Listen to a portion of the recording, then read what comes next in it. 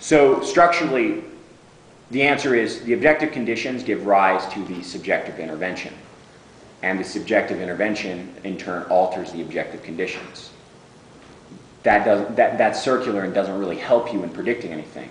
Which is why, again, structural dialectics itself is not good enough. The answer to that question always needs to be answered for it to be of any use in the historical conditions. So, for example, what are the objective factors of capitalism and imperialism and Nepali society that are working to prevent the Maoists in Nepal from instituting a republican state, right? A subjective intervention.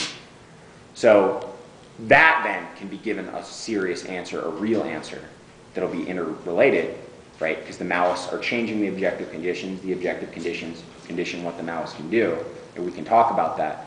But just as a structural question, there's nothing but a big form or circular answer I can give to you. Does that make sense? No, it does.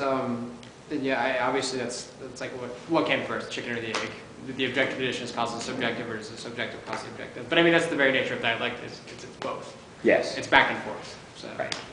Question in the back. Just going to go along with that. Probably the number one factor as far as whether a revolt or revolution is going to be successful would be the disposition of the masses, rather than actual how many numbers and how many guns. But if you can get the disposition of the masses to join you, then of course you got a snowball effect. But just another thought about the counter-revolutionary forces. I'm familiar with the 1933 business plot by against FDR. Prescott Bush along with Standard Oil and so forth. That whole plan was to be this anti-communist type of revolt, and of course, 5 years later, Prescott Bush funds Hitler. Yeah. So it's kind of, you can't really have origins of Nazism without a little bit of Prescott Bush. Well, yeah, I mean, here's the thing to note, right? This is what capitalists are so loath to admit. Without the objective conditions of capitalism and international finance, you can't have Nazism, right? And so, I mean, this is the thing, right? In the case of Prescott Bush and the business plot, the subjective forces of reaction were weak enough that they were unsuccessful. Yep. But that doesn't entail they can't have a massive influence on the other objective factors, like, as you stated, funding Hitler. Another party. Yeah, absolutely. And you know, Nixon subjectively is not going to be strong enough to hold his position and get rid of, maybe he was successful, get rid of communism in the United States or leftism in the United States by himself. Yeah. But he can do enough objective damage by carpet bombing Vietnam, carpet bombing Cambodia, that they can never basically recover into anything substantive. So even though he's a subjective failure in what he sees as his own struggle, he becomes successful in another struggle. Actually, it's funny. Marx said, or Marx, referring to Engels, says history always repeats itself. Or all historical figures occur twice. First as tragedy, and then as farce. Right? And so this is kind of what you have. You have a Machiavellian schemer who intervenes into the world and is incredibly successful at his plots and all of his terrible aspects. But then in the end, right, he's a laughingstock and a joke who is impeached from office. And so Nixon happens twice. He happens first as a tragedy for everything progressive in the United States. And then, Guatemala. What was that? Or Guatemala. First, Nixon getting elected is a tragedy. But then he gets elected again, right?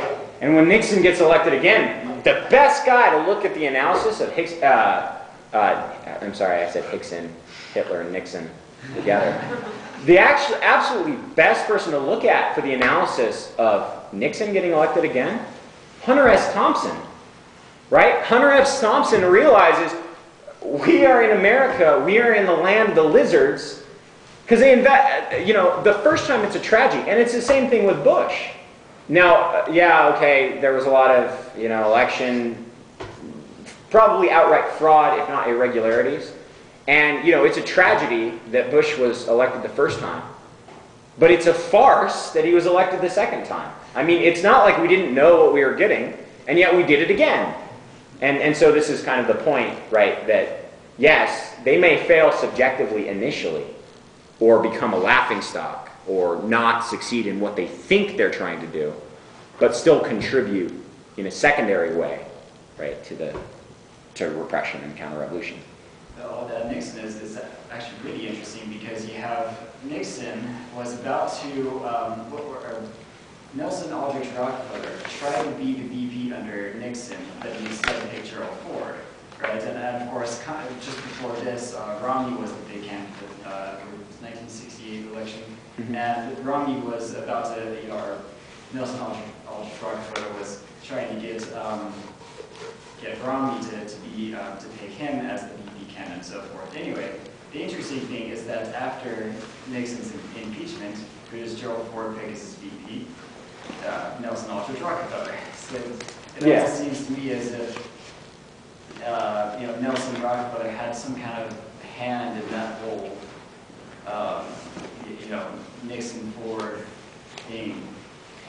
Yeah, well, I mean, I'm not, here's the thing, again, I would encourage dialectical materialism because that's kind of what the lecture's about, and the whole Marxist-Leninist thing. But I mean, this is kind of the funny thing. If you're not privy to the actual objective factors, it's very difficult to say why anything happens.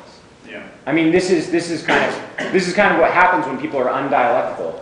Either one, they say it's all objective, and they're like, oh, well, it's just the market doing its thing. Either A, if they're right-wing, they're like, it's the market doing its thing, it'll work itself out. Or if they're left-wing, they're like, oh, it's the market doing its thing, which means it'll screw us further, and or we'll have a revolution, or it'll get worse and worse.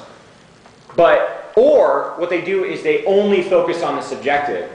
If the market's doing bad, it's because some evil subject behind things is trying to ruin it. Or, that would be the leftist thing. And actually, that would be the right-wing thing, right? I mean, the leftist is, there's the evil capitalist in his dark tower plotting to, destroy us all. Whereas for the right wing, it's always some mistake. It's some outside force. It's some of those fat cats who aren't really playing by the rules, rather than recognizing that no, it's the objective conditions that give rise to the very possibility of subjective interventions. It's a system of finance that's incredibly unregulated and unconcerned, people are unconcerned about, that gives rise to Bernie Madoff. And so you can't, you have to have a dialectical materialist, not a coarse materialist appealing to the objective, but also you can't imagine that someone is intentionally planning or doing everything that happens in the world. Yeah, it's kind of a mix of both the planned and the chaos in some ways. Yeah. Well, I was going to say, my problem with Marxism always seems to be that once you have that successful revolt and you have that system put up, is prolonging that system governing. Like you usually can have a successful revolt of a success in actually governing that type of society because you're relying on everybody to work for the common good, right? And that's always seems like that's a tough part to do, is have everybody work for the common good. I mean, I've read a lot of Che Guevara, and that was one thing. He was really dedicated to Marxist philosophy, and I don't know how much you guys have read into him, but he was really dedicated to Marxist philosophy. I think he was the driving force behind Fidel to go Marxist or communist, but just making everybody work for the common good is tough. And if you read Che, like he was, when he wasn't working as he was economic minister, yeah, he was out working in the farms. Exactly, he was out working in the farms. He was trying to get that spirit going, but it's just tough to get that spirit going because the problem is once people start, because the main philosophy of it, as far as I understand it, is everybody works for the common good, and you get accordingly.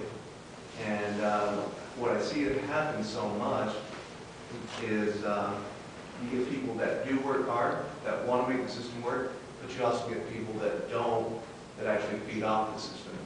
That makes sense. I always, Yeah. that's always the problem, and that's why I don't see much success in it. Well, I mean, this is what I would say about Che. Che is a very important historical and ethical figure for communism and revolutionary communism. And we should never denigrate the man who is willing to spend his life and sacrifice his life in an attempt to serve the people.